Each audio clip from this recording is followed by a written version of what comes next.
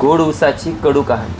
मागच्या 4-5 दिवसापूर्वी गणेश भाऊ डोंगरे यांचा जो काही अपघाती मृत्यू झाला होता कारखान्याच्या परिसरामध्ये, हे सगळी घटनाक्रम आपल्याला माहिती आहे. परंतु त्यांना आज खऱ्या अर्थानं आपल्याला श्रद्धांजली म्हणता येईल.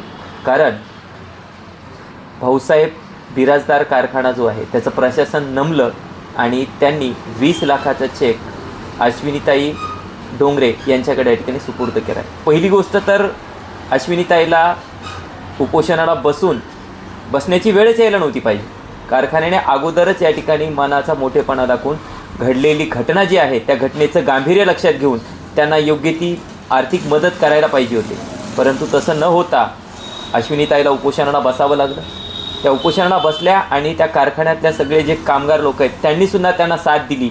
आणि खरंच मी महाराष्ट्रातल्या सर्व सोशल मीडियावरचे जे बांधव आहेत, ॲक्टिव्ह आहेत, त्यांनीसुद्धा या प्रकरणाला उचलून धरण्याचं काम केलं आणि आपल्या सगळेजणांनी एकत्रितपणे काम केलं आणि त्या लढ्याला या ठिकाणी यश मिळालं.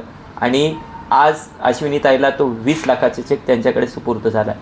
खरंच म्हणजे आपल्या सगळ्यांना माहिती आहे या ऊसतोड कामगाराचं जीवन अतिशय म्हणजे कष्टाचं आहे, मेहनतीचं आहे. मग जर अशा प्रकारची घटना घडली तर निश्चितच त्यांच्यावरती दुःखाचा डोंगर कोसळत असतो. तरीसुद्धा आपण सर्वांनी या ठिकाणी या प्रकरणासाठी साथ दिली त्याबद्दल सर्वांचं धन्यवाद.